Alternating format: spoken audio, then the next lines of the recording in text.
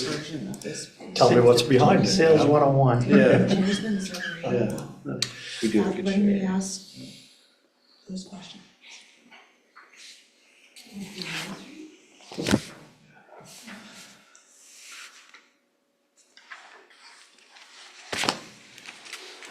I get confused in the back of the. I've heard of offices where the manager refuses PowerPoint. Won't let people use it because of Which we saw. abuse. All right, it's 7 o'clock. Good evening, everyone.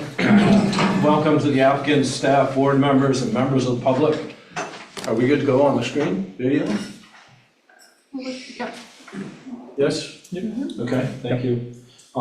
This is the August 20th, 2024 meeting of the City of Bangor's Planning Board. My name is Reese Perkins. I'm the chairman of the board.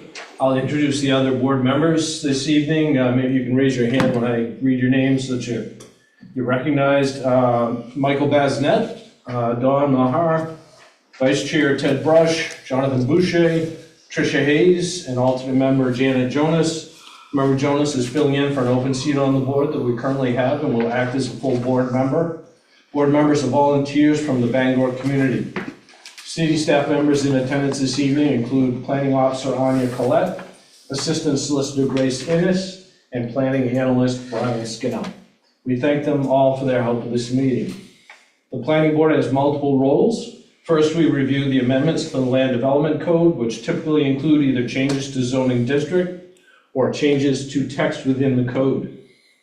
Our review of these amendments includes adherence to the comprehensive plan, as well as considering any applicable concerns from the public. Our vote on these items is in the form of a recommendation to the City Council as to whether the item ought to pass or ought not to pass. The City Council makes the final decision on all zoning and land development code changes. The first two items on the agenda this evening fall into this category. Second, we serve as the regulatory authority for land development permits, commonly known as site plan review. Site plans are reviewed to ensure compliance with city code as to parking, driveways, stormwater management, lighting, landscaping, etc. We also ensure the plan meets the dimensional requirements for the project's zoning district. We review larger site plans that trigger site location development for the main DEP as well under their requirements. Some uses are conditional uses that have specific conditions and requirements we use to review the project.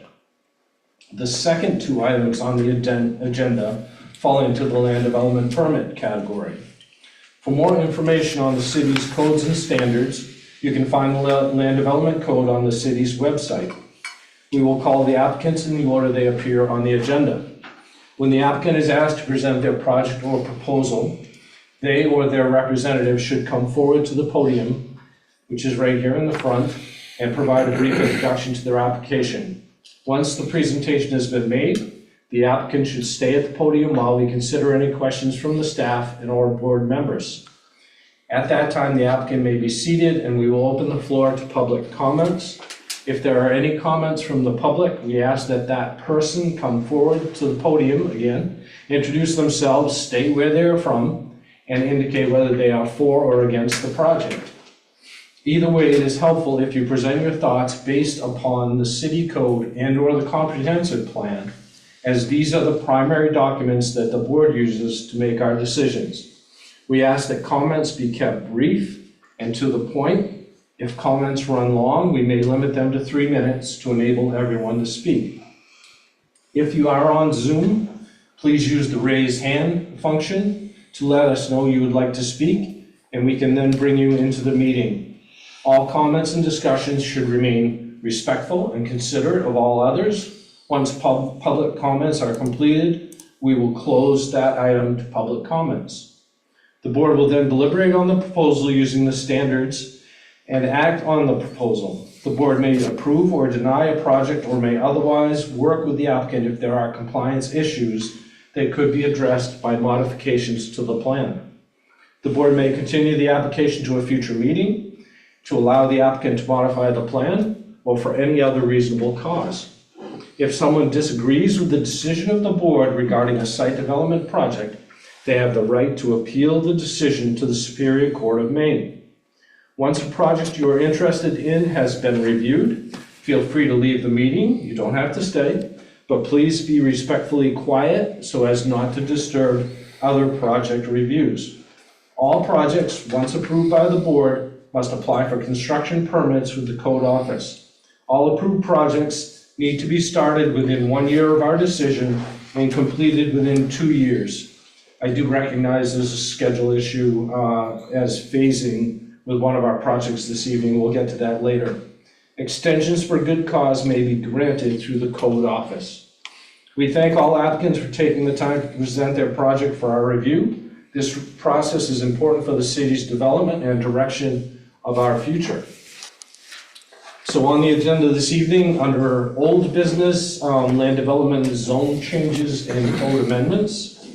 The first item is to amend the land development code by rezoning a parcel of land located at 193 Warren Street at map lot 035-081 from both urban resident 1 and urban resident 2 districts to only urban resident 2 district. Said area of land contains approximately 0.29 acres total and is more particularly indicated on the map that is attached or in your packet, board members, and is made a part thereof. The applicant and owner is Christopher Prue. Did I pronounce that right? Christopher. Very good. Yeah. Close okay. enough, yes, very good. Okay, thank you. So we will ask Christopher to make a presentation at first, and then we'll go from there.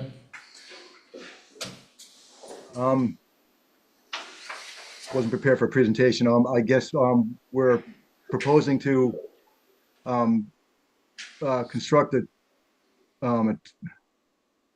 2-unit dwelling on Parker Street, which is the other side of our property from 193 Warren Street. And I had spoken, well, I guess with others had made recommendations as to where it could possibly be put. And I was just waiting to hear from you folks. If approved, then I would be happy to go along with whatever you suggest.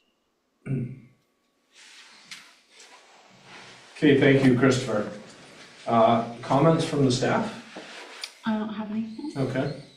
Board questions of the applicant? Under LD, Member Brush? Yep. under LD 2004, is it 3. 2003?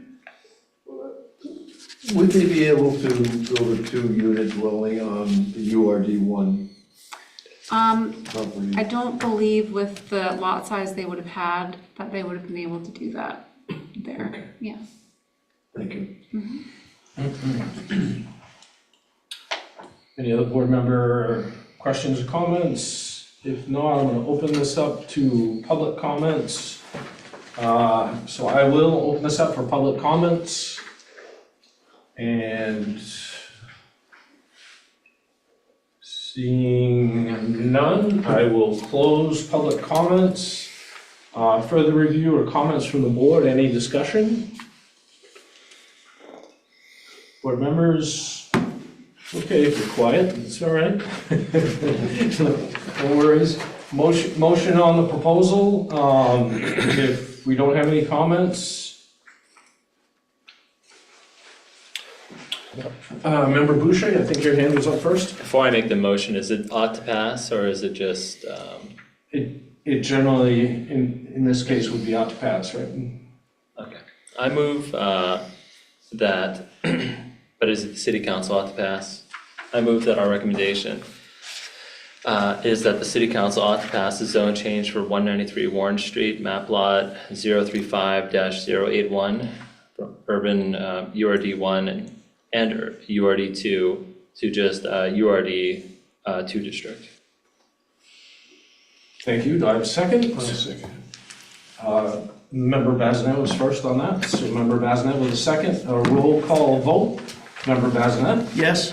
Member Boucher? Yes. Member Brush? Yes. Member Hayes? Yes. Member Jonas? Yes. Member Maher? Yes. And the chair votes no. That is 6-1. The motion passes, so it would be ought to pass going to city council at their next meeting, yes? Yes, but you should state your reasons for that. Yes, I thought you might want me to. The board members have heard this before. I see this being not in alignment with our comprehensive plan, even though staff thinks it does. We've had many conversations about it.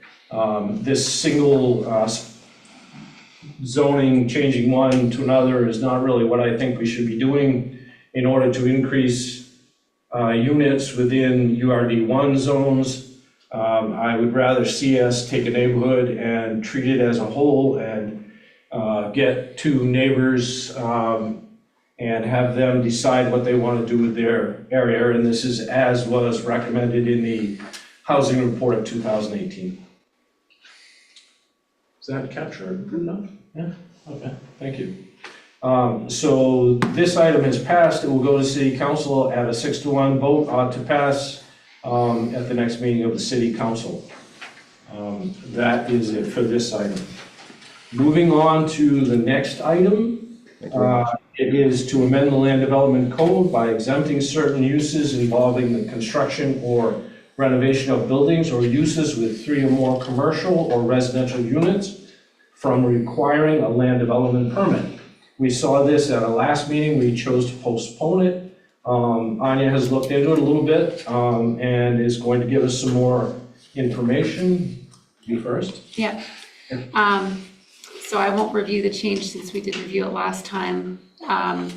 But you all know the reason we did postpone it was so we could look on our end into whether we could change the wording before it goes to council. Unfortunately, we can't, so it either has to be voted up or down, yes or no, and we would have to come back with new language if you wanted us to do that. But we did just want to note that, you know, based on what we've seen other municipalities do, they just refer to the subdivision statute. They don't even flesh it out. They just put statute. So it's not advisable that we try to change the language because we want to make sure we're following state law. But with the caveat that we will be looking at this section in depth when we do the land use code rewrite. And we can look at that time to see if we could possibly make it more user-friendly or, you know, is there a better way to handle it? But at this point in time, we do think it's advisable to just have the state subdivision statute language. So. Board member questions?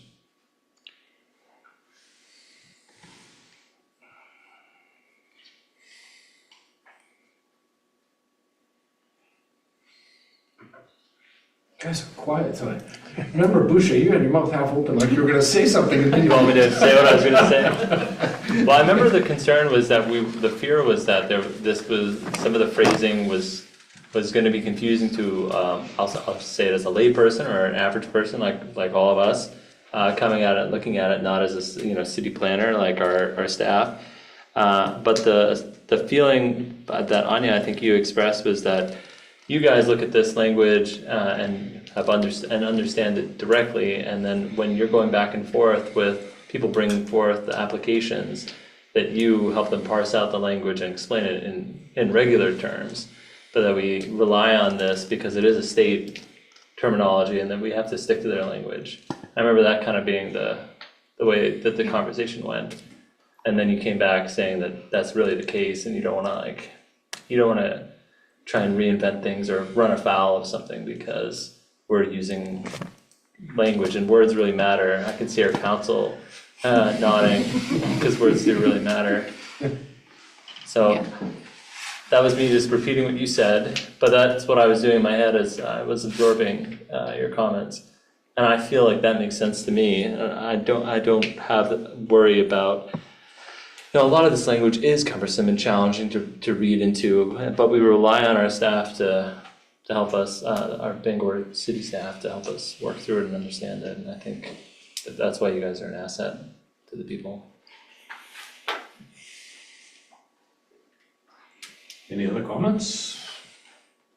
Seeing none,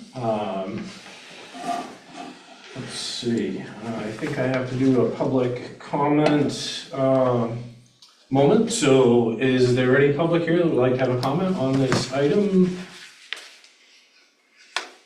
Seeing none, I will close the public comment portion for this item. And if no further comments or notes from the board, I would look for a motion, which would typically be ought to pass, whether you vote yes or no.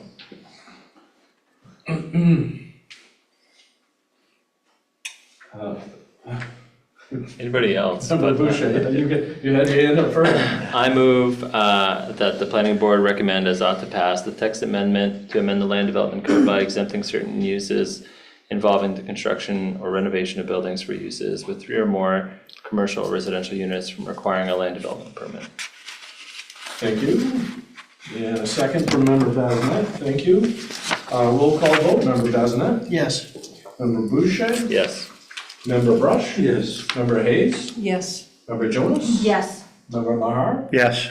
And the chair votes yes, a unanimous vote. So this will go on to City Council at the next meeting for their final vote on the item. New business, we go to land development permits. The first item is an application for a minor site development for removal of existing storage sheds at rear east side of existing building and construction of new 30-foot by 28-foot single-story addition for the same use. Incidental pavement reconstruction and expansion and retaining wall and grading for the north side to accommodate a foundation. And this is at property located at 199 Ohio Street, which is map lot 031-052 in the neighborhood service district. The applicant owner is Matthew Willett. Staff has indicated the completeness of this application and ready for board review. Fees are documented and paid. The applicant's standing is confirmed. Does the board have any concerns about these issues or any concerns with conflict of interest? Seeing none, I would look for a motion on the completeness of the application. Member Brush? Mr. Chair, I move that the board deems the application is complete as of August 20th, 2024. The applicant has paid all applicable fees according to the 3, and the proposed project is a minor site development. Thank you. Do I have a second on that? Member Jonas, thank you. And a roll call vote on the application completeness. Member Bazinet? Yes. Member Boucher? Yes. Member Brush? Yes. Member Hayes? Yes. Member Jonas? Yes. Member Mahar? Yes. And the chair votes yes for application completeness. Unanimous vote. So we would ask the applicant to come to the podium and give us a brief presentation of the project. Good evening, I'm Rachel Lazat, civil engineer, and this is Matthew Willett, owner of the property. You did an excellent job of describing the project. It's very simple. The existing building right now has a couple of storage sheds, I guess you could call it, on the back of the building that are in pretty bad shape and not really usable. And so their intention is to remove those and replace it with a functional storage building that will accommodate temporary storage of all your returnables and whatever the Redemption Center uses the storage for now. And in doing that, it kind of solves a couple of issues. One of them is the poor drainage on the back side of the building right now, which is sort of built into a hill, but there's nothing protecting the foundation right now. And so we proposed a drain to catch some of that and send it off before it gets to this side of the building. That will also help with restabilizing that bank, because it will sort of be built, the foundation will be built sort of into the bank there.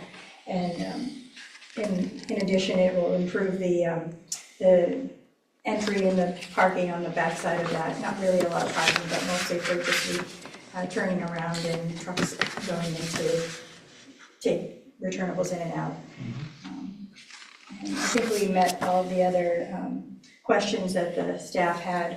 They do have, we did show a proposed connection to the sewer for that. If it can be done internally into the existing building, it would probably be preferred to connect it to the existing one, so not have to dig up the street. But that can, I guess that can be decided at, when he does his building permit. So, any other questions? I'd be happy to answer for you. Sure. Let's see if are there any staff comments first on this one? None so far. Oh, I'll bring up the shopping cart issue. okay. But do you want me to bring that up first? Sure, why not, since I brought it up anyway. So we have an abutter who has brought up the shopping cart issue. Ironically, I drive by there when I come here from my house, and there were some shopping carts across the street this evening as I drove down. My understanding is that what happens is folks come to your store and bring returnables, but they don't want to leave the shopping carts either in your driveway or in the street, so they often leave them across the street on somebody else's property, and they bring their returnables from there. And these are generally, I assume, people that don't have a vehicle or don't come with a vehicle, so they use the shopping cart to help haul the returnables to the store. And so there was at least one person's concern about this issue, which I understand. I will say the planning board doesn't really have purview over shopping carts exactly. Although we would encourage everyone to resolve any issues that there are out there.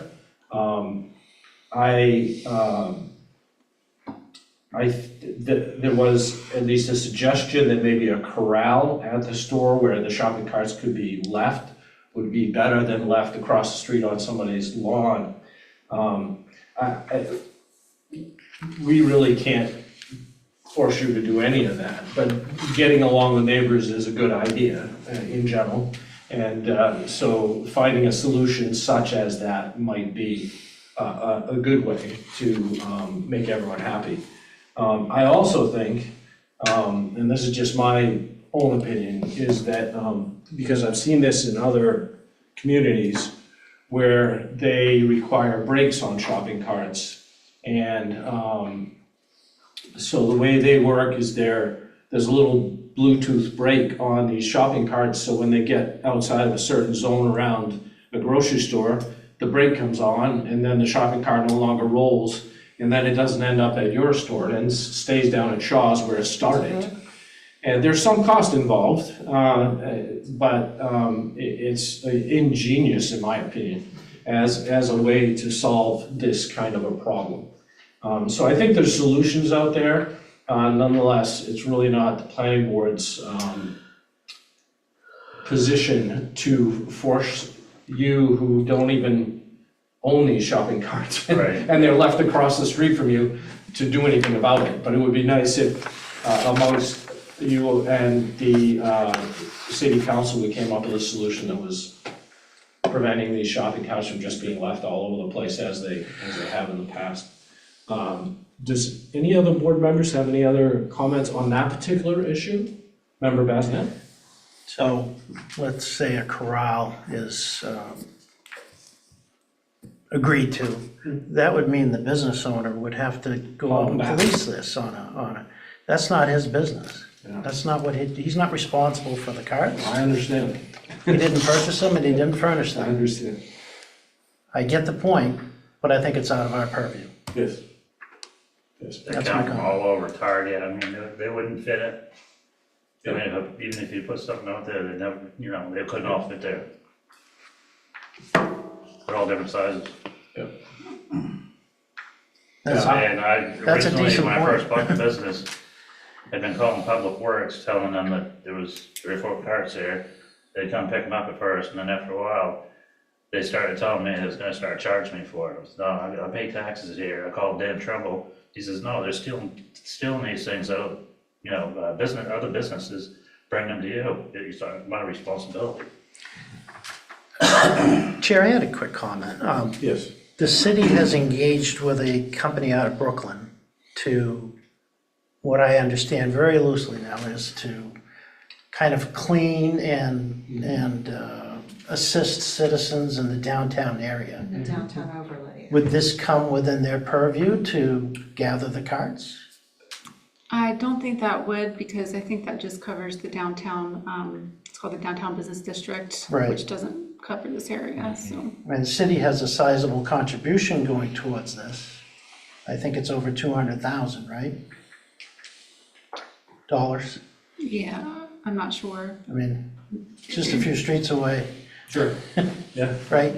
Yeah, I certainly think there's solutions, that's what I say. Whether that's one, you know, Public Works won't Yeah. do it, then, I mean, you know, we have a contractor, we're paying a couple streets over, is yep, probably not unreasonable.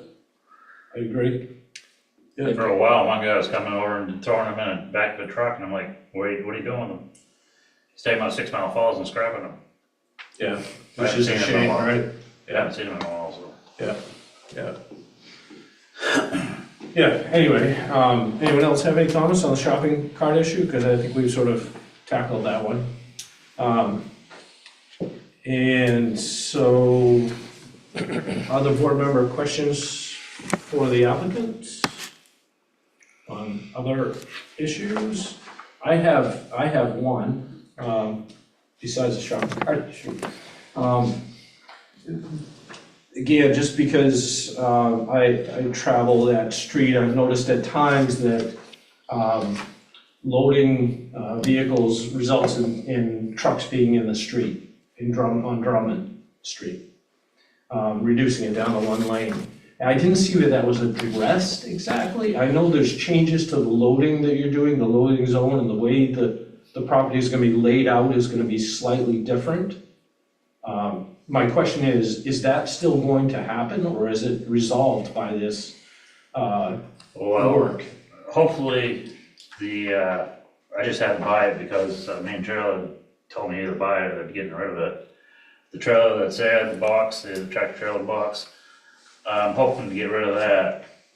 And because I won't need that for storage anymore.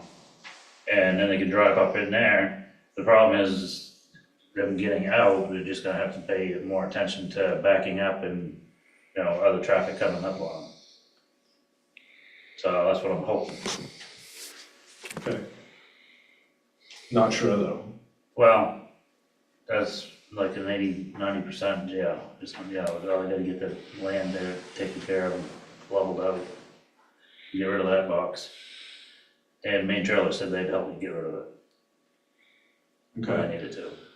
So does that mean 80-90% the trailer's gonna go, or 80-90% Yeah, it's the gonna go. loading problem is not gonna result into a vehicle on the street? Yeah, the trailer's gonna go and they're gonna pull in there. Okay.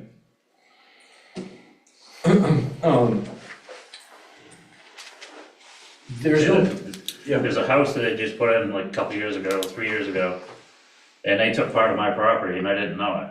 And I asked them to move the driveway down, and that ended up being a big problem in the beginning. And the truck drivers, now they gotta hold back, and you know, like 4 or 5 feet, which makes it a lot harder for them to, you know, load their trucks. Even though it's only 4 or 5 feet. So when I asked the contractor to move down, I told him he didn't have the driveway in here. And I didn't realize my property marker was a foot into the entrance of the driveway. So, I mean, they caused a lot of problems calling the cops and everything. And that would, you know, if they moved it down 2 feet, it alleviated a lot of problems. So I'm sure that got brought up from, you know, the police department and other stuff. right. Okay, thank you. My understanding is there's no pavement marking there currently. Correct. Um, Yeah, well, if it was, it's long since gone. We generally want to see handicap accessible parking based on code 165-73 is there going to be? There was no intention of changing any of the parking spaces for patrons. Really, this is just about, for the deliveries and The pickups. delivery and the loading area. So just want to clarify what's happening with the application. They have legally non-conforming parking on the other side that they're not changing. And this is just changing the area that's being used to store things that are currently stored in trailers. And correct me if I'm wrong, but just paving that, and it's not, I'm not even sure if you would call it a loading area, but just paving area that is to the right of that addition. And the loading situation that's happening at the front of the building is also, it's legally non-conforming. And they're not increasing the use that's causing them to park in front of the building, so I'll just put that out there for you. Okay. For your, I get it. yeah. All right, thank you. Okay, I don't have any other questions. So let's have you guys be seated at this point, and I will open this up to public comment. So any public comment on this particular project? Seeing none, I close public comment for this project. Let's see, before we go to motion as standards, do board members have any issues they would like to bring up before the votes that we haven't already discussed? Seeing none, I would recommend board members go to their packets and we'll go through the applicable provisions and findings, starting with part 1, the project meeting the requirements of Articles 2 through 12. I have a motion on the first item. Chair, Member Basnet. I'll move that the board finds, based on Exhibits 2 and 7, the applicant satisfied Land Development Code Section 165-33's requirements regarding filling, grading, and earth moving activities, and Section 165-33.1's requirements regarding erosion and sediment control best practices. Thank you. Do I have a second on that item? Member Brush, thank you. Roll call vote. Member Basnet? Yes. Member Boucher? Yes. Member Brush? Yes. Member Hayes? Yes. Member Jonas? Yes. Member Marhar? Yes. And the chair votes yes, unanimous acceptance of item 1. Item 2, can I have a motion on that? Member Brush? Mr. Chair, I move that the board finds, based on Exhibit 2 and 12, the applicant satisfied Land Development Code Section 165-62 regarding visual clearance on corner lots. Thank you. Do I have a second on that? Member Basnet? Thank you. Roll call vote. Member Basnet? Yes. Member Boucher? Yes. Member Brush? Yes. Member Hayes? Yes. Member Jonas? Yes. Member Marhar? Yes. And the chair votes yes. Item 3, can I have a motion on item 3? Member Hayes? The board, I move that the board finds that based on Exhibit 2 and 12, the applicant satisfied Land Development Code Section 165-64 and Section 165-68, regulating side yard setbacks and lot frontage. Thank you. Do I have a second on that? Member Jonas, thank you. Roll call vote. Member Basnet? Yes. Member Boucher? Yes. Member Brush? Yes. Member Hayes? Yes. Member Jonas? Yes. Member Marhar? Yes. And the chair votes yes. Item 3, can I have a motion on item 3? 4. Yes, Yes, I Member Marhar. move that the board finds that, based on Exhibit 2 and 12, the applicant satisfied Land Development Code Section 165-64 and Section 165-68, We just, regulating side yard setbacks and lot frontage. Yeah, we skipped this. we're on to number 4, I think. Oh, number 4, okay, sorry about that. I move that the board finds that based on Exhibits 2 and 12, the applicant satisfied Land Development Code, Section 165-66, requiring a transitional yard for lots in the neighborhood service district abutting a residential district. Thank you. And do I have a second on that, Member Bazinet? Thank you. Roll call vote. Member Bazinet? Yes. Member Boucher? Yes. Member Brush? Yes. Member Hayes? Yes. Member Jonas? Yes. Member Marhar? Yes. And the chair votes yes. And that was item 4. So item 5. Can I have a motion on item 5? Member Brush?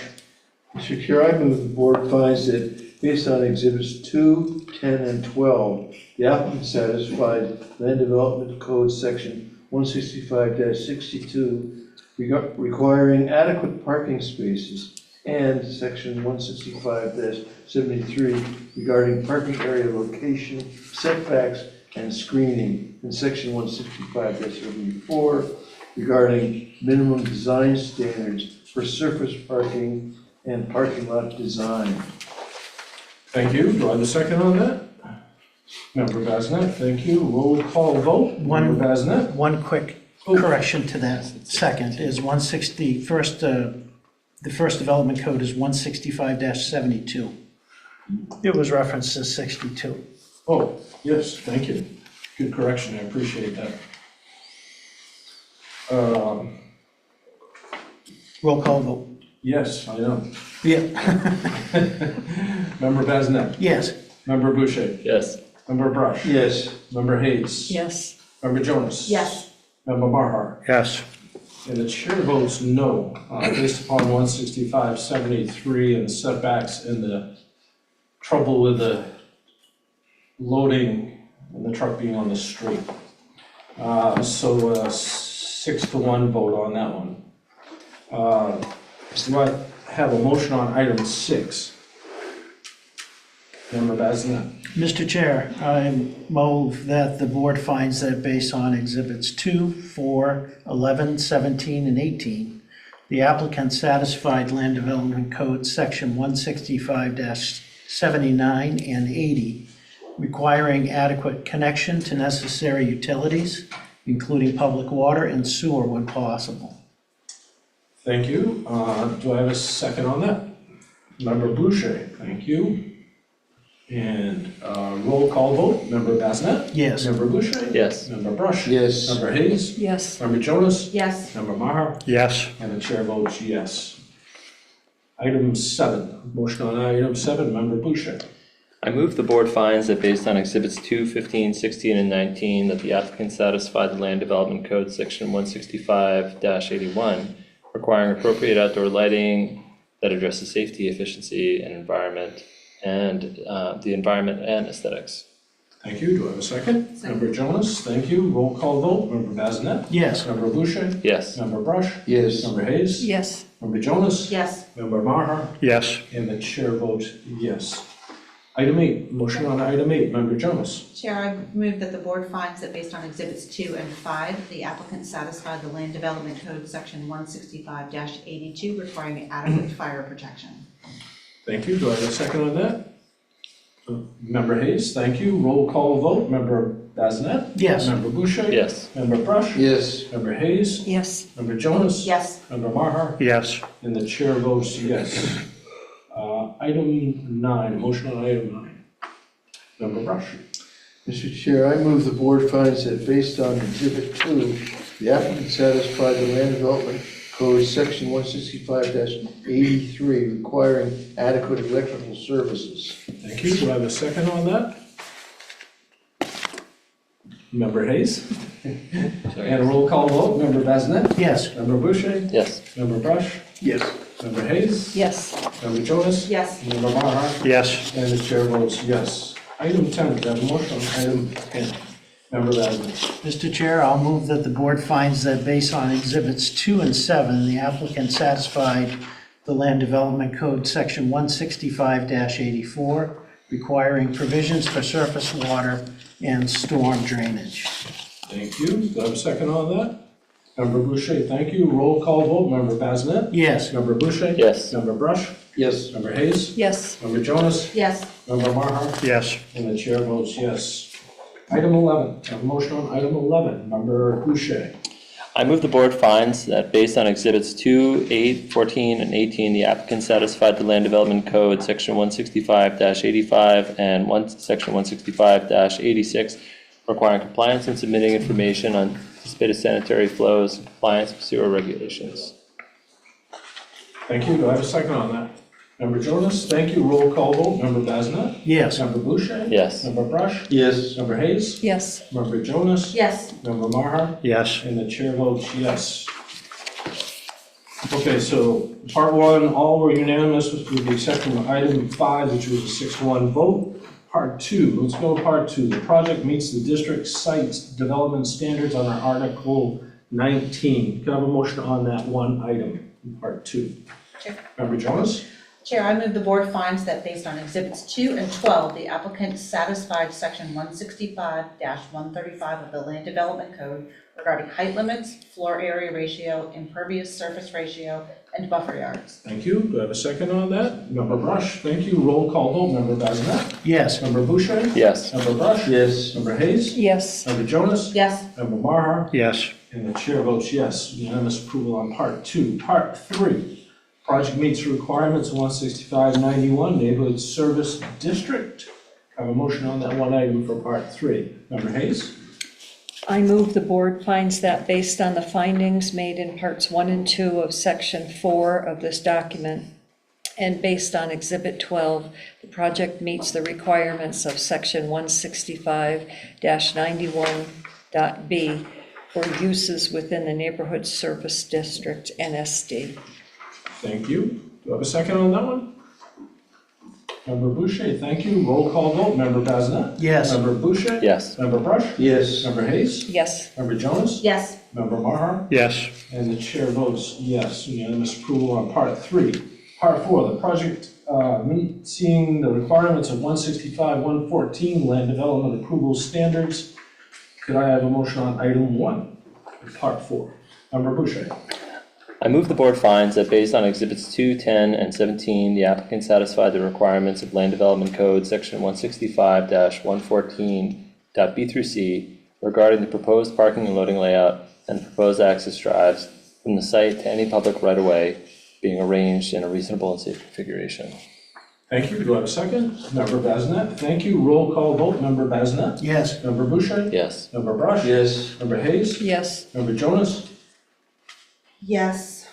Member Maher? yes, And the chair votes no, once again, due to the loading zone issue on the street. So 6-1 on that one. Item 2, could I have a motion on item 2? Member Basnet? Mr. Chair, I'll move that the board finds that based on exhibits 2 and 7, the applicant satisfied Land Development Code 165-114.d's requirements for preventing adverse effects from stormwater runoff and ensuring adequate capacity of stormwater collection systems to handle runoff from the development. Thank you. Do I have a second on that? Member Hayes? Thank you. Roll call vote. Member Basnet? Yes. Member Boucher? Yes. Member Brush? Yes. Member Hayes? Yes. Member Jonas? Yes. Member Maher? yes, And the chair votes yes.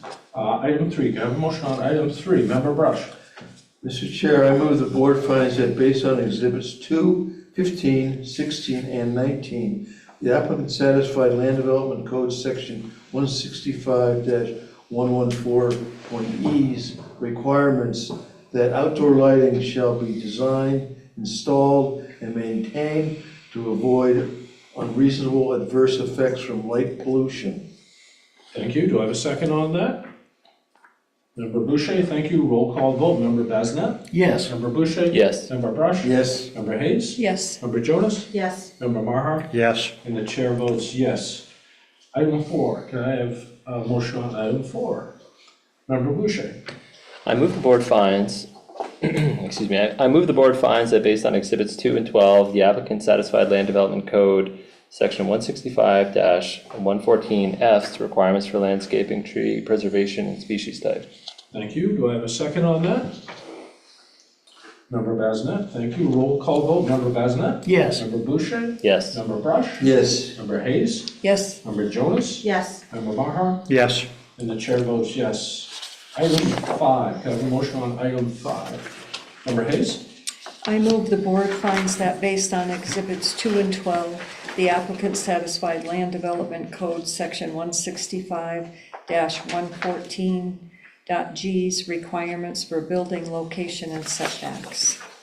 Thank you. Do I have a second on that? Member Jonas, thank you. Roll call vote, Member Bazinet? Yes. Member Boucher? Yes. Member Brush? Yes. Member Hayes? Yes, Member Jonas? Yes. Member Maher? yes, And the chair votes yes. So, part 4, we have unanimous on items 2 through 5, and a 6-1 vote on item 1. A decision, can I have a motion on the decision for this project? Member Jonas? Chair, I move the board finds that the project meets the requirements for a land development permit for a minor site development, and therefore, the board grants the land development permit for the proposed project. Thank you. Do I have a second on that?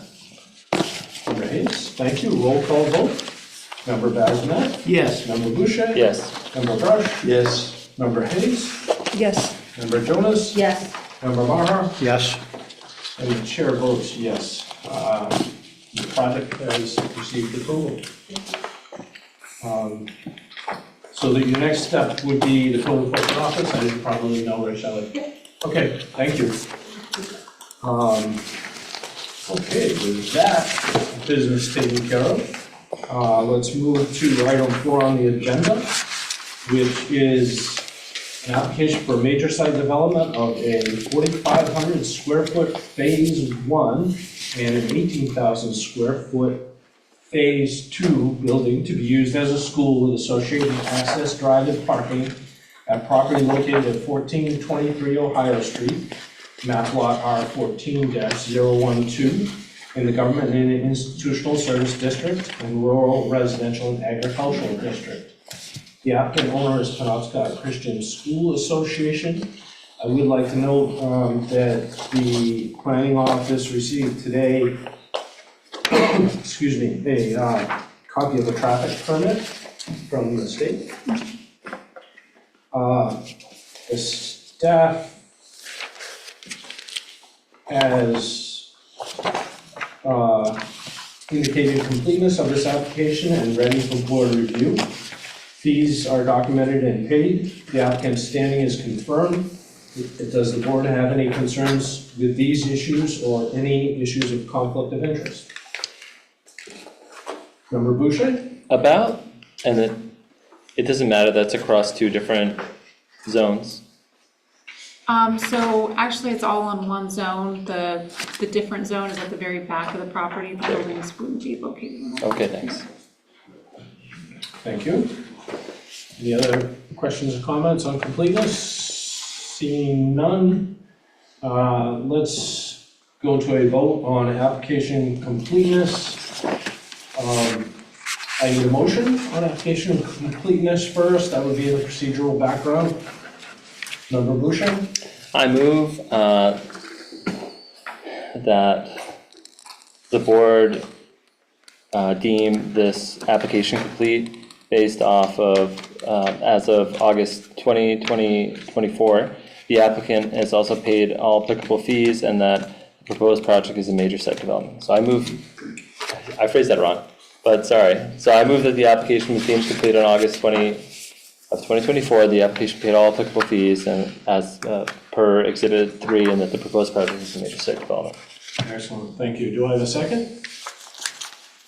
Member Jonas, thank you. Roll call vote. Member Bazinet? Yes. Member Boucher? Yes. Member Brush? Yes. Member Hayes? yes, Member Jonas? Yes. Member Maher? yes, And the chair votes yes. So we've approved application completeness. The applicant, if you could come up to the applicant's representative, come up to the podium and give us a brief presentation of the project. I appreciate it. Absolutely. Thank you. Hey everyone, I'm Chip Haskell. I'm a project manager and civil engineer with Haley Ward. We are representing the applicant tonight, which is Penobscot Christian School Association. We have before you represents a pretty significant expansion for that school. They're experiencing some increased enrollment, as well as just trying to consolidate their two campuses. So they've got another campus over on Union Street for 7 through 12, I believe it is. So they'll maybe looking to bring those students over here as well as make room for the additional enrollment. So as the chair mentioned earlier, this will be constructed in 2 phases. We have the first portion of that, which is that smaller portion, which I believe is 4,500 square feet. And then that phase 2 is that larger one, which is 22,000 overall. This portion would house that, gymnasium as well as, additional classroom space and offices and all that. But this is, utilizing the existing space out back here. There's a large wetland area that kind of cuts through the middle of the property that they had gone in somewhat recent years and built this road, or at least a portion of it, through the wetland to access that existing soccer field. Now utilizing that road, improving it to meet the current standards, and developing, the parking necessary to service the new buildings. As you said earlier as well, this did require a traffic movement permit with the DOT, which has been received. We also have a DEP state stormwater permit, given the amount of impervious surface out there. So that's all been accepted. We've got 2 stormwater treatment features kind of around the back of the property there, which collects all that stormwater and gets that treated before it leaves the property. As you see, we've got a fair amount of landscaping around that whole edge there to adequately screen in accordance with the city standards. Yeah, I think that's about it. There was a little bit of additional wetland impact with widening that roadway through there, just about 1,000 square feet more, so that also was applied for and received. So currently we have water and sewer being provided from Ohio Street. There is certainly the desire of the applicant to work to find an easement from an abutter on Birchwood, perhaps, to get a little bit more proximate, water service to cut in and connect this way rather than all the way through the property. So working through that, but and I think Anya had been so kind as to develop a bit of a condition there for that to potentially allow that future pivot down the line if that were to come through. So I think that's about it, but happy to answer any questions. Okay, So, thank you, Jim. thank you. Stick up with us for a second here. Sure. Staff comments? On the phasing, I just wanted to point that out from the memo. What we had suggested, we were just going to include the phasing timeline in the notice and the permit requirements, but you don't need to make a vote on that unless you have an issue with it. Okay. And then on the water line condition that Chip mentions, I don't know if there's anything else I need to add on that.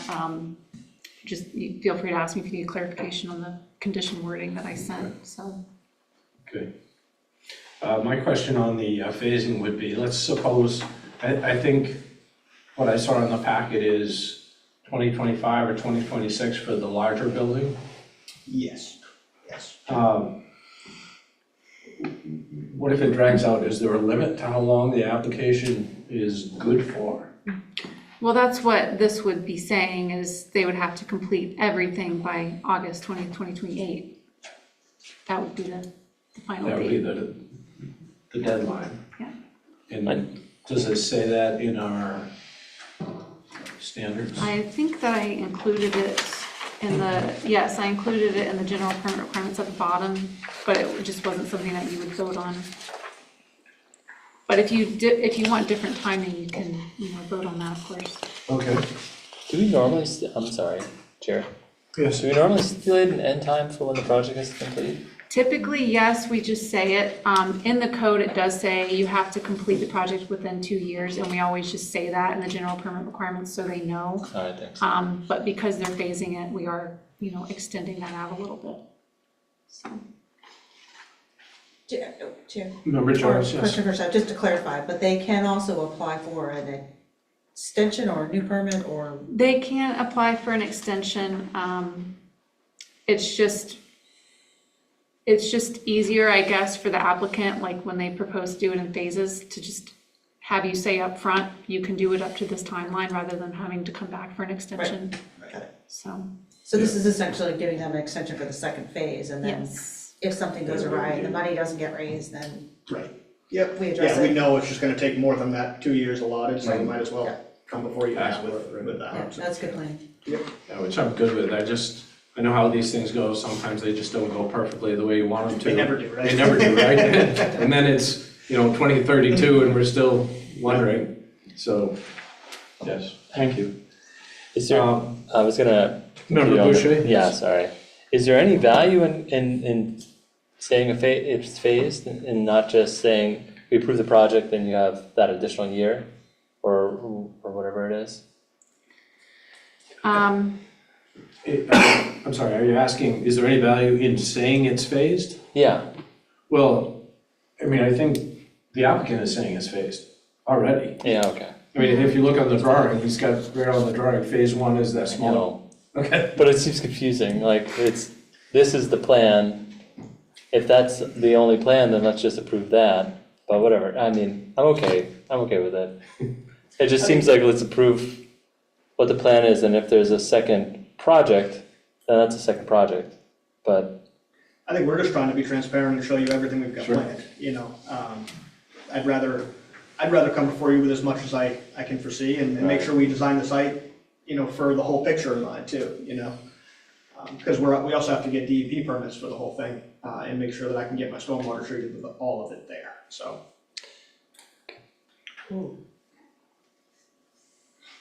That raises a question. Member You don't Jonas? mind. Do you have a So, question? but the stormwater piece of it for the entire site, both phases, is in phase 1.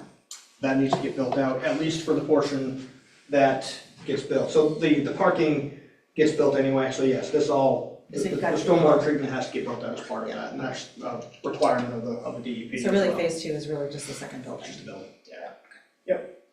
They need the parking now anyway, so Well, with that many they, students, they're going to. they wanna build the parking ASAP anyway, so.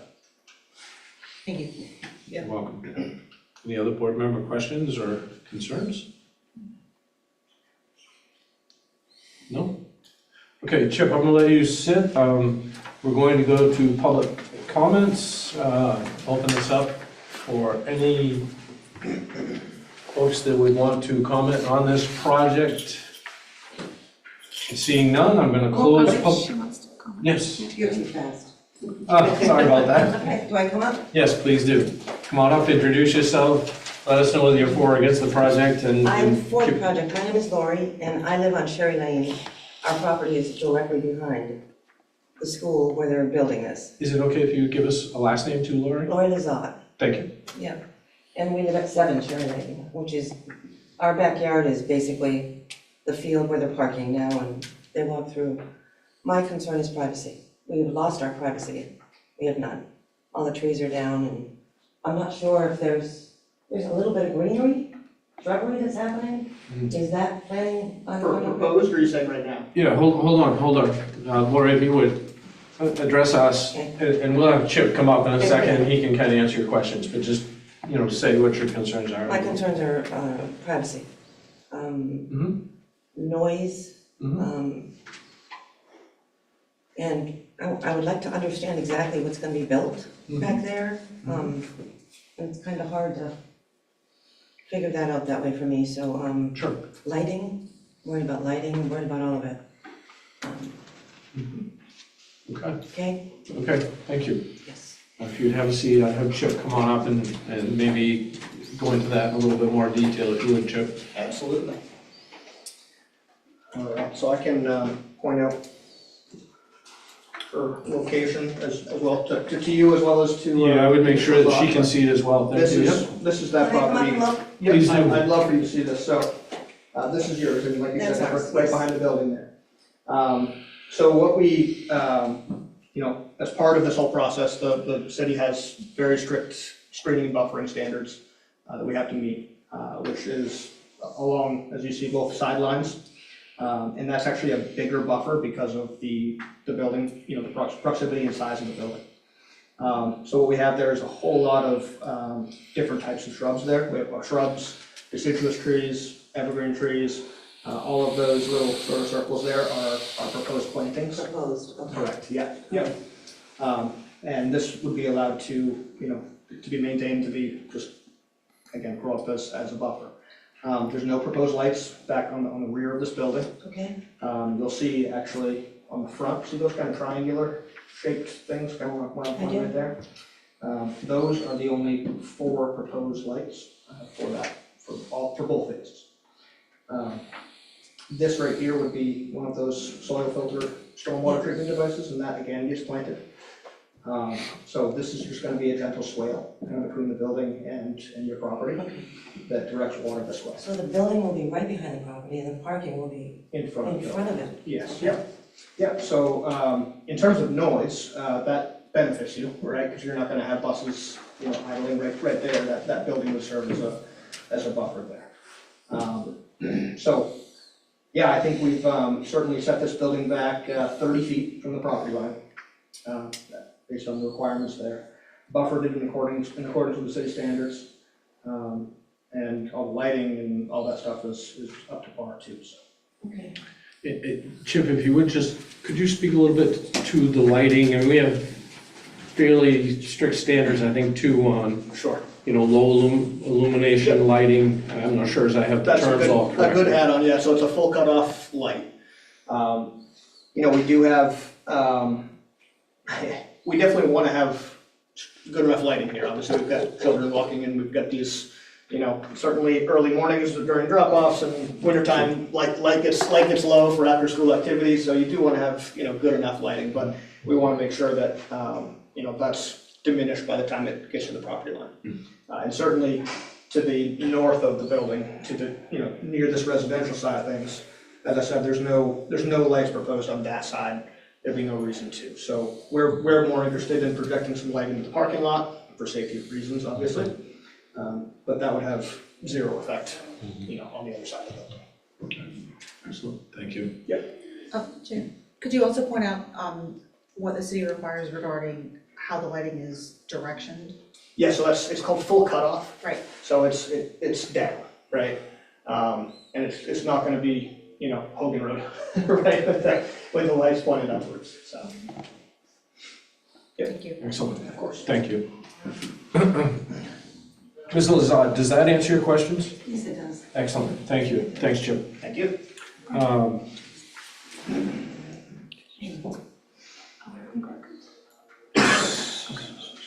We're good.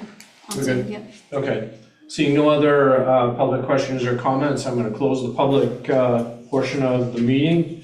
Before we go to a motion on standards, do board members have any issues or any other items they would like to bring up?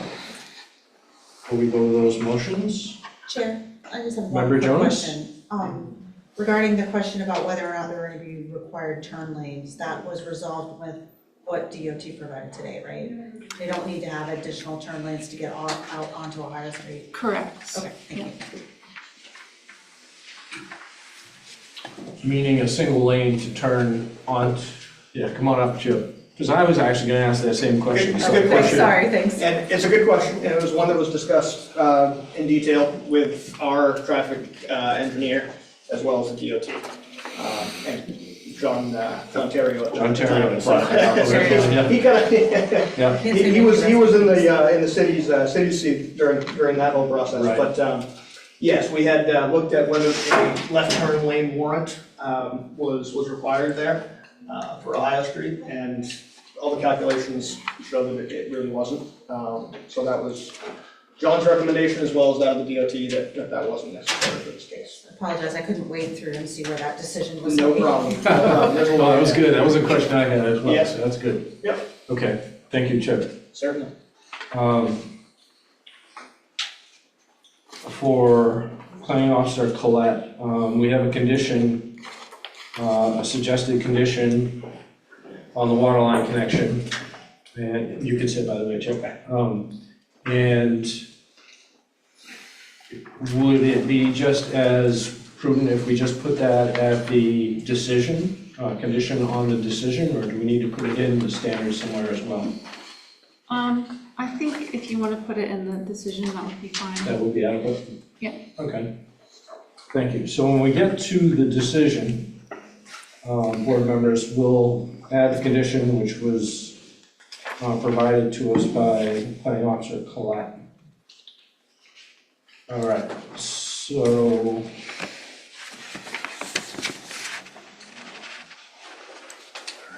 going to the standards, part one, the project meets the requirements of Articles 2 through 12. I would look for a motion on item 1.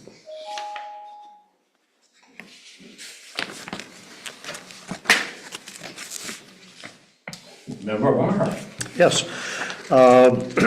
I move that the board finds that based on Exhibits 2, 7, 9, 16, 29, and 30, the applicant satisfied Land Development Code 165-33's requirement regarding filling, grading, and earth-moving activities, and Section 165-33.1's requirements regarding erosion and sediment control best practices. Thank you. Do I have a second on that? Member Basnet, thank you. Roll call vote. Member Basnet? Yes. Member Boucher? Yes. Member Brush? Yes. Member Hayes? Yes. Member Jonas? Yes. Member Marhart? Yes. And the chair votes yes. Item 2, do I have a motion on item 2? Member Basnet? Mr. Chair, I'll move that the board finds that based on Exhibits 2 and 25, the applicant satisfied Land Development Code, Section 165-66, requiring a transitional yard for lots in the Government and Institutional Service District, GNISD, abutting a residential district. Thank you. Do I have a second on that? Member Hayes, thank you. Roll call vote. Member Basnet? Yes. Member Boucher? Yes. Member Brush? Yes. Member Hayes? Yes. Member Jonas? Yes. Member Marhart? Yes. And the chair votes yes. Item 3, can I have a motion on item 3? Member Brush? Mr. Chair, I move that board finds that based on Exhibits 2 and 25, the applicant satisfied the requirements of Land Development Code Section 165-65 regarding yard space for group buildings, and of Section 165-68 requiring minimum frontage of 50 feet. Thank you. Do I have a second on that? Second. Member Marhart, thank you. Roll call vote. Member Basnet? Yes. Member Boucher? Yes. Member Brush? Yes. Member Hayes? Yes. Member Jonas? Yes. Member Marhart? Yes. And the chair votes yes. Item 4, can I have a motion on item 4? Member Boucher? I move the board finds that based on Exhibits 2, 18, and 25, the applicant satisfied Land Development Code Section 165-72, requiring adequate parking spaces and a minimum of 5 handicapped accessible spaces, as well as 165.73 regarding parking area location, setbacks, and screening, and 165-74 regarding minimum design standards for surface parking and parking lot design. Thank you. Do I have a second on that? Member Brush, thank you. Roll call vote. Member Basnet? Yes. Member Boucher? Yes. Member Brush? Yes. Member Hayes? Yes. Member Jonas? Yes. Member Marhart? Yes. And the chair votes yes. Could I have a motion on item 5? Member Hayes, Member Jonas, I'm sorry. You both. Because we look the same, right? Yeah. No. Chair, I move the board finds that based on Exhibits 2 and 25, the applicant satisfied Land Development Code Section 165-76 requiring 1 loading space, Section 165-77 regarding the loading space size, and Section 165-78 regarding general loading space requirements. Thank you. Member Hayes, you want to second that? Sure. Awesome. Roll call vote. Member Basnet? Yes. Member Boucher? Yes. Member Brush? Yes. Member Hayes? Yes. Member Jonas? Yes. Member Maher? Yes. And the chair votes yes. Item 6, can I have a motion on item 6? Member Hayes? I move the board finds that based on Exhibits 2, 15, 22, and 31, the applicant satisfied Land Development Code Section 165-79 and 80, requiring adequate connection to necessary utilities, including public water and sewer when possible.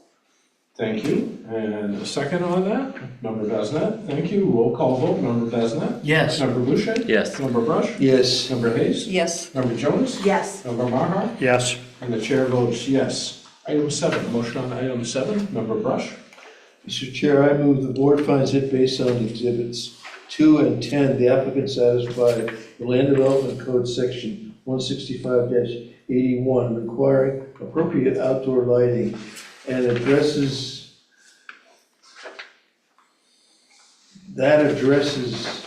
safety, efficiency, the environment and aesthetics. Thank you. Do I have a second on that? Member Jonas, thank you. Roll call vote. Member Basnet? Yes. Member Boucher? Yes. Member Brush?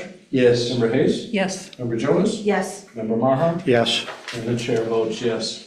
Item 8, have a motion on item 8.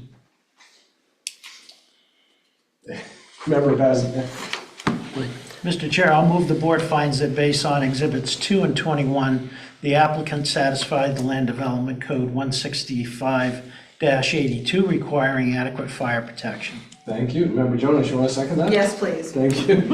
Roll call vote. Member Basnet? Yes. Member Boucher? Yes. Member Brush? Yes. Member Hayes? Yes. Member Jonas? Yes. Member Maher? Yes. And the chair votes yes. Item 9, we have a motion on item 9. Member Jonas? Chair, I move the board finds that based on Exhibit 2, the applicant satisfied the Land Development Code Section 165-83, requiring adequate electrical service. Thank you. Do I have a second on that? Member Hayes, thank you. Roll call vote. Member Basnet? Yes. Member Boucher? Yes. Member Brush? Yes. Member Hayes? Yes. Member Jonas? Yes. Member Maher? Yes. And the chair votes yes. Item 10, motion on item 10. Member Hayes? I move the board finds that based on exhibits 2, 7, 15, and 16, the applicant satisfied the Land Development Code section 165-84 requiring provisions for surface water and storm drainage. Thank you. Member Brush, a second on that? Yes. Thank you. Roll call vote. Member Basnet? Yes. Member Boucher? Yes. Member Brush? Yes. Member Hayes? Yes. Member Jonas? Yes. Member Maher? Yes. And the chair votes yes. Item 11, do I have a motion on item 11? Member Brush? Mr. Chair, I move the board finds that based on exhibits 2, 15, 22, and 28, the applicant satisfied the Land Development Code, section 165-85 and section 165-86, requiring compliance with submitting information on anticipated sanitary flows and compliance with sewer regulations. Thank you. Do I have a second on that? Member Basnet, thank you. Roll call vote. Member Basnet? Yes. Member Boucher? Yes. Member Brush? Yes. Member Hayes? Yes. Member Jonas? Yes. Member Maher? Yes. And the chair votes yes. So we're unanimous, yes, approval of all items of part 1. Going on to part 2, the project meeting the district site development standards under Article 19. Can I have a motion on that one item? Member Boucher? I move the board finds that based on exhibits 2, 25, and 33, the applicant satisfied section 165-135 of the Land Development Code regarding height limits, floor area ratio, impervious surface ratio, and buffer yards. Thank you. Member Maher, a second on that? Yes. Thank you. Roll call vote. Member Basnet? Yes. Member Boucher? Yes. Member Brush? Yes. Member Hayes? Yes. Member Jonas? Yes. Member Maher? Yes. And the chair votes yes, unanimous on part 2. Part 3, project meeting the requirements of 165-97 Government and Institutional Service District. Have a motion on that item. Member Brush? Mr. Chair, I move the board finds it based on the findings made in parts 1 and 2 of section 4 of this document. The project meets the requirements of section 165-97Bs for use within the Government and Institution Services District. Thank you. Do I have a second on that? Member Basnet, thank you. Roll call vote. Member Basnet? Yes. Member Boucher? Yes. Member Brush? Yes. Member Hayes? Yes. Member Jonas? Yes. Member Maher? Yes. And the chair votes yes. We're unanimous approval on part 2 and part 3. Part 4, project meeting the requirements of 165-114 land development approval standards. Can I have a motion on item 1? Member Jonas? Mr. Chair, I move the board finds that based on exhibits 2, 17, and 32, the applicant satisfied the requirements of Land Development Code Section 165-114B and C regarding the proposed parking and loading layout and the proposed access drive from the site to any public right-of-way being arranged in a reasonable and safe configuration. Thank you. Do I have a second on that item? Member Boucher, thank you. Roll call vote. Member Bazinet? Yes. Member Boucher? Yes. Member Brush? Yes. Member Hayes? Yes. Member Jonas? Yes. Member Maher? Yes. And the chair votes yes. Item 2, can I have a motion on item 2? Member Bazinet? Mr. Chair, I'll move that the board finds that based on exhibits 2, 7, 15, 16, and 29, the applicant satisfied Land Development Code, Section 165-114D's requirements for preventing adverse effects from stormwater runoff and ensuring adequate there is capacity of storm water collection systems to handle runoff from the development. Could we get a little bit of a correction on that? Yeah, that's exactly how it Planning read. Officer Collette? Correct it. There's a wording thing in there. And ensuring adequate there is capacity of stormwater collection system. There is adequate That there capacity. is probably. Probably, can we agree to that? Ensuring there is adequate capacity? Or just ensuring adequate capacity of stormwater collection and get rid of the there is? There is adequate capacity. What did we say in the last one? What was the- That was the one. Move the word adequate. We good? Right. Get rid of the there is? Okay, all right, we've got that. So it is, the there is deleted, ensuring adequate capacity of Right, stormwater yep. collection systems to handle runoff from the development, okay. So I need a second on that item. I'll second. Member Jonas, thank you. A roll call vote, member Bazinet? Yes. Member Boucher? Yes. Member Brush? Yes. Member Hayes? Yes. Member Jonas? Yes. Member Maher? Yes. And the chair votes yes. Item 3, can I have a motion on item 3? Chair. Member Jonas? Chair, I move the board finds that based on exhibits 2 and 10, the applicant satisfied Land Development Code Section 165-114E's requirement that outdoor lighting shall be designed, installed, and maintained to avoid unreasonable adverse effects from light pollution. Thank you. Do I have a second on that? Member Bazinet, thank you. Roll call vote. Member Bazinet? Yes. Member Boucher? Yes. Member Brush? Yes. Member Hayes? Yes. Member Jonas? Yes. Member Maher? Yes. And the chair votes yes. Item 4, can I have a motion on item 4? Member Brush? Mr. Chair, I move the board finds that based on exhibits 2 and 25, the applicant satisfied Land Development Code Section 165-114F's requirements for landscaping, tree preservation, and species type for plantings. Thank you. Do I have a second on that one? Member Hayes, thank you. Roll call vote. Member Bazinet? Yes. Member Boucher? Yes. Member Brush? Yes. Member Hayes? Yes. Member Jonas? Yes. Member Maher? Yes. And the chair votes yes. Item 5, can I have a motion on item 5? Member Maher? Yes, I move the board finds that based on exhibits 2 and 25, the applicant satisfied Land Development Code Section 165-114G's requirements for building location and setbacks. Thank you. Do I have a second on that? Member Boucher, thank you. Roll call vote. Member Bazinet? Yes. Member Boucher? Yes. Member Brush? Yes. Member Hayes? Yes. Member Jonas? Yes. Member Maher? Yes. And the chair votes yes. So we have unanimous approval of parts 2, 3, and 4, as well as 1. We get to the decision. So the decision would be as shown in your packets, plus a condition. I'd take a motion on that. If anyone has those 2 pieces, if they don't, we can find a way to share the condition. You need to share. Yeah. It's right here and continues to here. This is the chair verbiage, so. Yeah. Okay, you ready? So yep, so member Brush is gonna provide the motion, with that condition. Mr. Chair, I move the board finds that the project meets the requirements for land development for a land development permit for a major site development, and therefore the board grants the land development permit for the proposed project with the condition that if the water line connection for the project will be changed to tie into the main on Birchwood Avenue, the modified site plans showing the new line location as well as an easement for the new location will be submitted to the city planning division prior to the issuance of a building permit. Excellent, thank you. Do I have a second on that?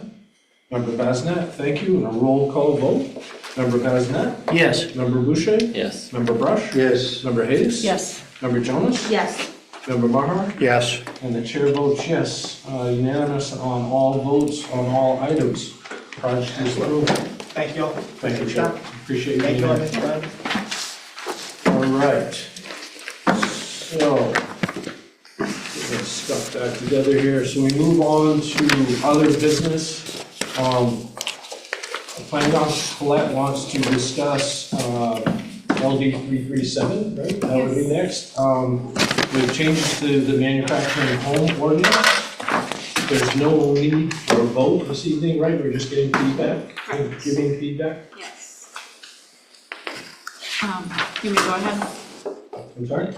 You want me to go ahead? Go for it. Checking, okay. Go for it. Yes. Yeah, so in March this year, the state legislature passed a law, LD 337, which requires that municipalities allow manufactured homes anywhere a traditional single-family home is allowed, with the caveat that you can add design requirements, as long as those design requirements don't result in preventing the law, circumventing the law. And also, you can't prevent a mobile home that was in the city before 1976, you can't prevent it from being relocated to another place within the city. So we drafted some changes to the code that would comply with the law and also add a few design requirements. We already have some design requirements in the code already. We have requirements about having a permanent foundation, having certain type of siding, and things of that nature. The main things that we were suggesting adding are around requiring certain roofing materials that are like traditional homes have, shingles, standing seam metal roofing, things like that. And also requiring either a door and or a window on facing the street. And if they provide a door, providing a portico.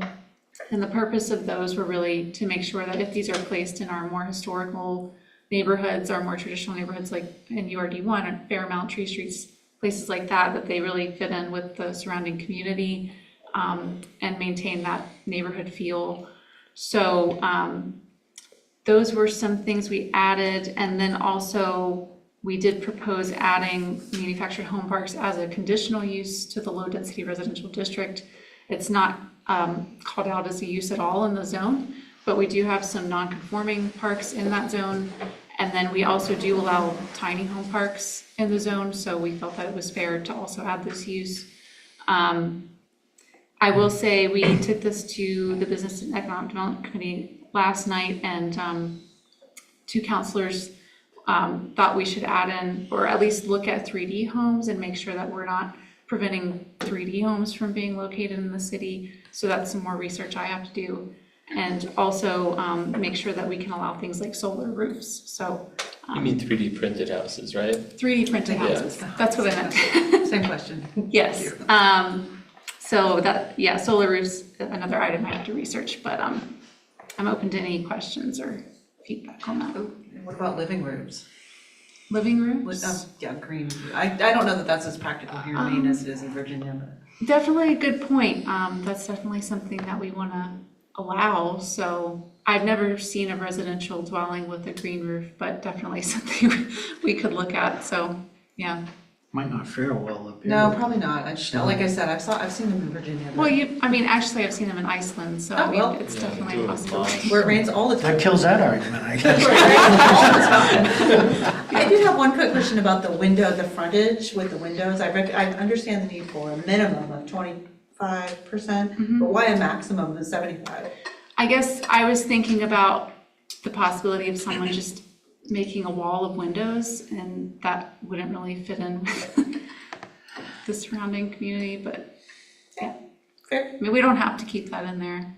It's just, I was just looking at form-based code, typical standards, and that 25 to 75% is pretty typical for a residence, so, yeah. I had a question. Member Besnett, I wonder, by the way, if I may interrupt you for just a moment. When we're having a conversation like this, if I'm not calling out the members, does Sarah McCullen know who people are, or should I still be calling out members? I don't know. I mean, I think Should that still she be knows calling out people's members. voices, but maybe it's good for the record. Yeah. Yeah, I would just call it the Okay. numbers, since So- that doesn't. It's okay, no, I get what, I mean, Yeah. I said discussion, so let's have a discussion, but if you just let me call you out so that Sarah has the knowledge of who said what, because she has to create the minutes, and if she can't figure it out, I'm sure it's annoying. Anyway, carry on, Member Bassinet. So I just wanted to try to gain a better understanding of what the end result of this could actually look like. And we don't have a lot of control over it because the governor did sign the bill. But if I break it down in its lowest, easily understandable component, let's say you had a neighborhood that is fully developed today, and it had an empty lot in it, and they're all single-family homes. Would this allow for a mobile home to be put on that lot, provided it's on a permanent foundation? If it met the design requirements, yes. So design requirements meaning square footage and width and length. And the siding materials, the roofing You know, materials. they all come through with siding and roofs and that type of thing. So again, I'm getting back to that question of, let's say you have a neighborhood full of capes and colonials and this and that, and you have an empty lot, someone buys that lot, does the foundational requirements, could you put a mobile home in there? Yes, You you would could. have to allow that, yeah. State law requires that. State law requires it. I just wanted to make sure I understood it. How about if the development had covenants in place? It's up to the covenants. We don't have any control over that, so yes, covenants could potentially disallow that. So covenants that were in place before the governor signed the law could overcome this question then? Yes, and I think even after, I mean, if somebody puts them in place now, it could override the law. Okay, I'm not calling out any one particular building, construction, or anything like, I just want to make sure I understand what it could look like. Mr. Chair? Oh, Yes, were you gonna- Member Boucher, please. And that's the same, you said tiny home parks, but that's the same for just a tiny home as well, to be placed in these neighborhoods. Tiny homes actually, I think, are classified differently by code enforcement. I think that they actually could already be placed anywhere a single-family home is allowed. Provided, but weren't there certain stipulations that you were proposing where it had to have like an ante-room? I couldn't remember like on the front of it. What was that, the crazy? Portico? Portico? Yeah. So if you put enough of those, they're not really tiny anymore, I suppose. I'm trying to be funny, sorry. Okay. If I can add on the chair, add on to Member Basnet's comments, because Member Basnet said it was a separate lot, but it wouldn't actually even have to be a separate lot, right? So if I was allowed by our code now to have an accessory dwelling unit on my property, I could have an accessory dwelling unit mobile home on my property, right? So it wouldn't have to be a separate lot. Okay. And can you verify on the covenants? Because I sort of feel that legally, you couldn't create a covenant that's against the law. But if the The covenant was grandfathered, I created get. before the law, Before the law, Oh, I yeah. get. But to do it today, I couldn't see them being able to. I would really have to look into it, Yeah. because there are a lot of odd covenants out there that are against, I mean, like, a lot, so it comes up a lot in law school, right, with covenants and stuff. And It there have been, yes, there have been some racist covenants that have been held up by courts that are like, black people can't move in here or Yeah. whatever. And so I would really have to look into it. I don't know what the main law is on that, because I went to school in Pennsylvania, but I can look into it and let you guys know next time what I find. Yeah, I will say right off the bat, though, I've been through the whole manufactured housing state law, and I haven't seen anything in there about covenants. They really are just talking about municipalities. Of course, there may be something somewhere else that talks about the intersection of state law and covenants. And I also have seen, I think, occasions where the state will outright say, this overrides covenants, like an HOA can't keep you from putting up a clothesline, for example. I've seen examples of that, but when it comes to this particular issue, I don't know that I've seen that. But we'll look into it. Okay, Mr. Chair. Thank you. Yes, Member Brush, go ahead. How common are covenants? What kind of a neighborhood can have a covenant? My feeling is it's probably pretty rare. Yeah, It's like a subdivision that's privately owned or something. You see it more so with like formal subdivisions, like we have some more on the outskirts of the city that do have HOAs and have covenants like that. But you don't see that in, our historical neighborhoods because they weren't developed that way, so. Yep, you have some developments within this general area, not too far from here, that are non-HOA developments that were built and then turned over to the city in terms of the roads and the maintenance and that type of thing. But on the deeds, there are specifications, a certain square footage, has to have a full foundation, not a slab. It even gets down to can't have outbuildings in back of the structure, and you can't, you have to have certain shrubbery planted within a certain period after the building's been completed. All those things were put in place, I believe, so that you could preserve the property values of the houses that have been built there. So I see some arguments coming in the future, in terms of just that, what will that do to property values in neighborhoods?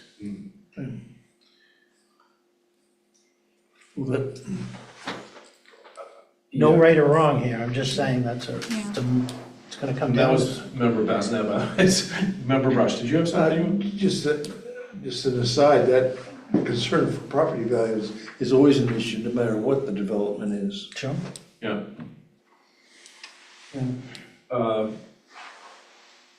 Again, as Chair speaking, getting back to Member Basnev's concerns, you brought up design standards. A standard home is built according to MUBAC, Maine Uniform Building and Energy Code. A mobile home is built according to HUD Design Code, two different codes. So it would be possible to have a home built next to a manufactured home, where one home is required to have, say, R21 insulation in the walls, but the other home is not. The level of the windows in a manufactured home is allowed to be lower than it is in a stick-built home. There are multiple, Chip knows, because he's back there. There are lots of things different between MUBAC and HUD design standards. Not on top of what Member Basnet had already brought up, I think, which was the doors and the windows. So we're now exempting, I guess we already had exempted mobile homes, but we imagined, I think, exempting mobile homes because they were going to be in parks.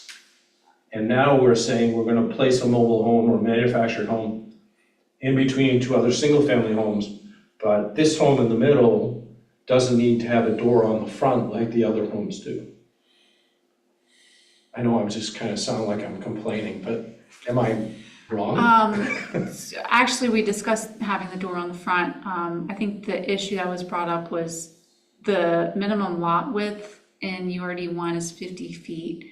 And I think just because of the way most manufactured homes are designed, it would be difficult to have that door on the And end. Correct. So that would have to be the other way, which then they couldn't do because it would be longer than the minimum lot width.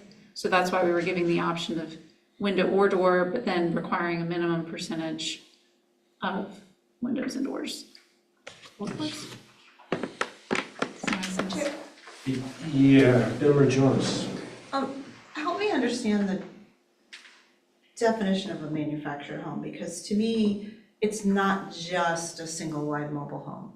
It's something that's built in a factory that might actually be to higher than HUD standards. I mean, I worked with a number of companies that built the house in the factory and then they send it up to the site on a couple of flatbeds, but then it gets installed on a foundation. So to me, that's also the definition of a manufactured home. So I get where the conversation's going about what we used to call single wide trailers, but this is bigger than just that, I think, because I think that there are a lot of, what is it, a colleague of mine had one built, they called it stick built in the factory. Modular. Modular, yeah. And I think that that's also part of this consideration You as typically well. can't tell the difference between a modular and a stick-built home these days. So modular are already considered by our code to be the same as a stick-built. Like, we don't even call them out of the manufactured housing definition. Okay, so we don't refer to them as manufactured Yeah, housing? correct. Okay, thanks. And just want to go back to the door thing to follow up on what I was saying about, you know, it wouldn't really be feasible to have a door necessarily on the end.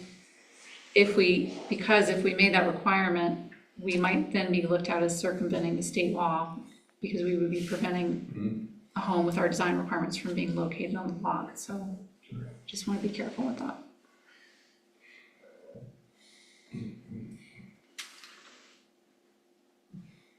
Any other board member comments?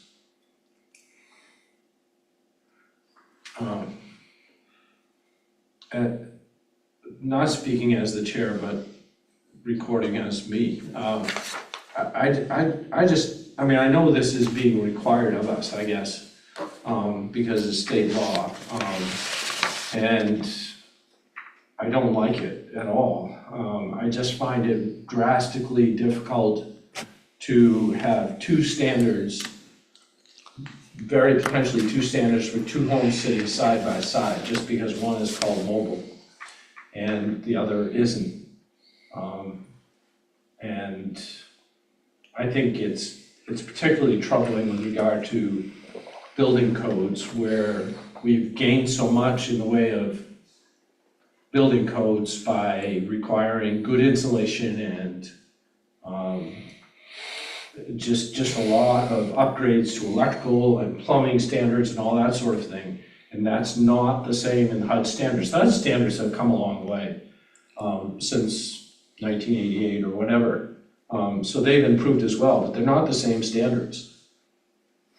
And then it also seems sort of unfair from the contractor's perspective that, you know, you can have this home over here that you have to have a door on the front, but this home over here that you don't have to have the door on the front. So I don't like it for what it's worth. You wanted a discussion? Yes, Member Markart. Yes, just reading this section in our package, obviously Bangor has to follow state law, but I'm reading the words, except that municipalities may add design requirements. Are there limitations on what those design requirements can entail? They don't give specifics. Yeah. They just say the design requirements can't be used to circumvent the law. So if you write something up that's impossible. Right. Well, yeah, but that's, That's then subject to somebody's review and their opinion about that, whether it does or it doesn't.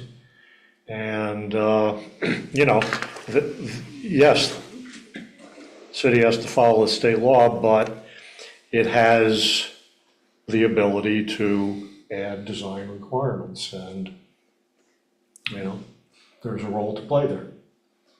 I don't know how far the city could go and still call it an acceptable design requirement, but certainly something to look at.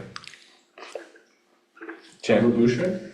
To that point, where you were talking about the door on the side as being potentially going down, the door on the front, I mean, it's potentially going down that road of making, circumventing the law. Would it, is that what they mean by making it prohibitive financially? But it's not like at odds with the feasibility. They could put the door there. It's not like, technically unfeasible. It seemed like definitionally circumvention, like requiring that any of these be up on stilts or something. That's like when it becomes definitionally implausible, and it's a form of circumventing because they simply can't do it. But requiring those sort of design features, like you were saying for I think it was portico, for example, those do seem. Is there any guidance? Is there any question? Is there any authority that we can bring that towards to help you guys make a language that you think would guard against some of the concerns that are being raised here? I think we would need to talk about it some more as far as the door goes, just so I have a better idea from code enforcement on, is it possible, or does it just cost more? Because I don't know. So we can talk about that a little more. Besides having the door on the front, were there other requirements you wanted to see? The HUD requirements, Mr. Chair, you were talking about yeah, I think that's just impossible. That's where you get definitionally. It's no longer a manufactured house if it adheres to the other type of requirements. Lubeck? Yeah, Lubeck. Yeah.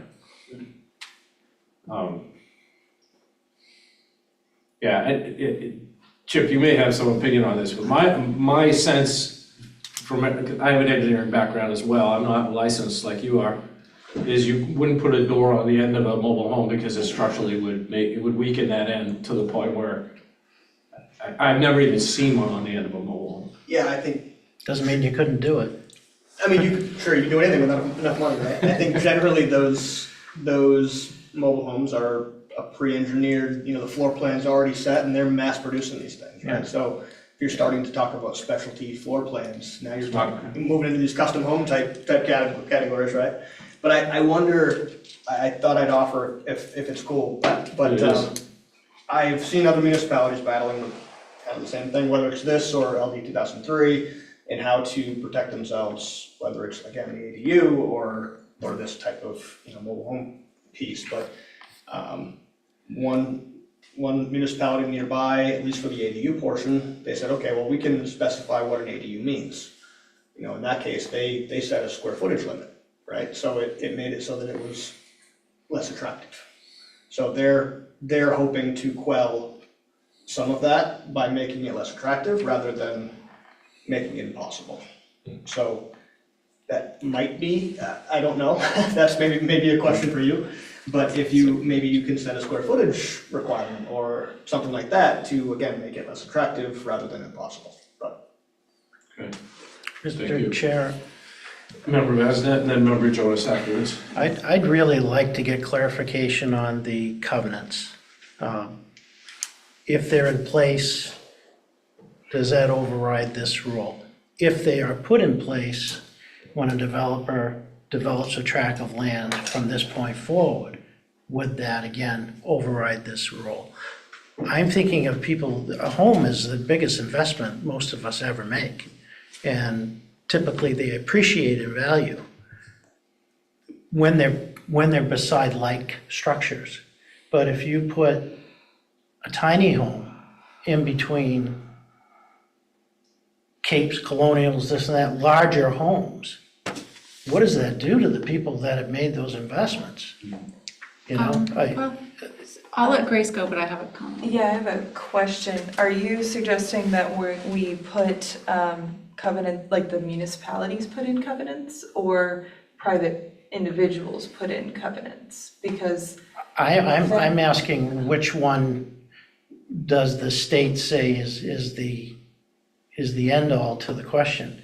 I don't think we know that answer right now.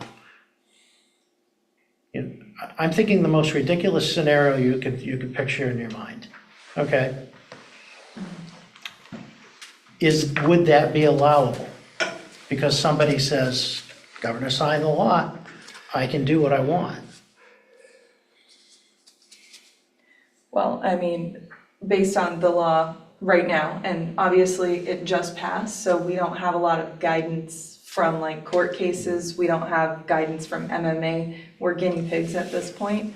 But probably not a whole lot that the municipality can do, but private individuals can do different things than we can do. So I'm willing to look into the covenant thing and see if there's anything that we can do. But because of this law and how broad it is, which a lot of laws that have gone in place in the last couple of years have been extremely broad, extremely like guinea pig. We don't know what's going on. So I'm willing to look into it, but I don't know if there's really anything that we can do as a municipality, just as a public, having to follow the state law. Well, are you asking if, can a private developer put covenants in place to prohibit manufactured homes, or does state law now prevent even them from doing that? Is that the question you're asking, or maybe not? Part one, Okay. yes. Yeah. Let's have Planning Officer Colette speak. Just on the property taxes issue, because we recently had an education from our tax assessor. When they assess taxes, they only look at the structure itself and not the neighboring properties. So you could have a placarded property next to yours and it still wouldn't decrease your property value, so. According to the city. Not to this, yeah. Well, However, if I had it on a realtor's site, Yeah. that could be detrimental to that owner, to that homeowner. Member Jonas was next. I'm gonna go in a little bit different direction, Yeah. back to the manufacturing versus tell me what the main standards are. I worked a lot with HUD programs before, and one of the big selling points about an actual home as opposed to replacing a mobile home was that the better standards provide you a more cost-effective living arrangement over the course of your home. So I'm thinking that the whole mobile home provision is to try to help more affordable homes be built, but yet over the long term, they'll be less efficient, which kind of gets to your point. So I'm thinking that I don't know if there's some way we could add conditions that involve efficiency standards. I mean, I'm really reaching here, but just a thought. I mean, I understand the idea is that we just need affordable homes at all price points for all income levels. Okay. But I also understand, Right, Member Hayes, you had your hand. I think we're going down a road of elitism here, and that concerns me. That's not what my comments are intended. Yeah, well, let her speak though. I'm referring strictly to dollars and preservation of value. But we just heard Anya say that the property next door doesn't necessarily impact yours. In the And- eyes of the taxable value, I'm sure it won't. But I still think we're going down a road of elitism. Okay. And I needed to make that statement because I think we need to be careful. My comments are not in that realm whatsoever. My comments are when we're all gone 5 years from now, and it's a new board, someone's gonna come back and say, those guys, what did they do? Well, yeah, I mean, it's a state law. I'm not sure that's gonna happen to us, but, yeah. And I will mention that, I mean, the whole thrust of this is because we're trying to increase, units. We're trying to increase dwelling units and take care of, a housing shortage. So that's where this is coming from. I'm really uncomfortable with the idea of this one, but I always try and keep to the back of my mind that that is where this is coming from. Any other comments that we want to give to Anya before we move on this? Because we do have a couple more things we have to take care of. Okay, I'm gonna let it go at that. We do have an adoption of notice of decision, 420 and 424 Hancock Street, Roman Builders Incorporated. So I would look for motion on adopting that notice of decision.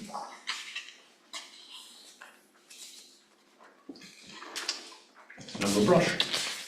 Chair, I move that we adopt a decision for, I guess it's a decision to approve the permit for 420 and 420 Hancock Street, map lots 055-036 and 136 and 136A.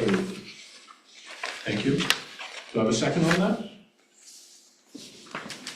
Member Jonas, thank you. Roll call vote. Member Bazinet? Yes. Member Boucher? Yes. Member Brush? Yes. Member Hayes? Yes. Member Jonas? Yes. Member Maher? Yes. And the chair votes yes. So we've adopted the notice of decision on 420 and 424 Hancock Street. Meeting minutes, August 6, 2024, were in your packet. Any comments? If not, I'd look for motion on accepting those meeting minutes. Member Boucher? I move that we accept the minutes as provided for the August 6, 2024 meeting. Thank you. Second on that? Second? Member Bazinet, thank you. Roll call vote. Member Bazinet? Yes. Member Boucher? Yes. Member Brush? Yes. Member Hayes? Yes. Member Jonas? Yes. Member Maher? Yes. And the chair votes yes. So approval of the meeting minutes. Last item is, Anya brought up that it's November 5th, right, is voting day, which also happens to be one of our regular scheduled meetings. And I think we originally talked about this back a few weeks ago, and I thought, well, let's just have the meeting anyway, but generally it's thought to, let's encourage people to go vote. Member Maher also brought up that a lot of times city employees are very busy that day, getting, the voting apparatus out there and helping people to vote and making sure it's all counted and so forth. So giving the city employees a respite from this meeting also may be advantageous. So I am for just saying now, we wouldn't have that meeting if all of you feel that that's a good idea. I am a little concerned because sometimes things sort of pile up on us, and I don't really want to have a 4-hour-long meeting just because we skipped a meeting. So I think what Anya and I were talking about earlier before this meeting started was maybe keeping an eye on what's coming up, say a month before that meeting. And if it looks like we're going to have a lot of stuff, try and find a date around there where we can have our meeting, but not on voting day. Is that an okay plan for everybody? Member Brush? That's the first meeting of the month in November. Correct. If we wanted to add another meeting in November, then we start running into Thanksgiving too as an issue. I'm not saying it can't happen, but it's gonna be a crowded month. Yeah, that's possible. I mean, if we look at it ahead enough beforehand, it may make more sense to move the meeting up to the week before that. See what I mean? So I think there's options. Maybe we could just do it on Wednesday instead of Tuesday, but the problem I know we have with this room is busy in the evening a lot. And so it's hard to make our meeting some other night of the week, I think, because there's, council meetings and other board meetings that kind of conflict with that. But I do think the overall idea of encouraging voting and allowing voting to happen without, conflicting with this meeting is a good idea, so. Good, any other comments? Let's go that way, makes sense? That's what we'll do. Any other comments, questions before we close this thing out? It's getting up towards 9 o'clock, so. Call it meeting adjourned. Thank you, everybody. We don't have anything to sign, right? Yes, decision for. Oh, we do, we have to 4:20. sign the notice of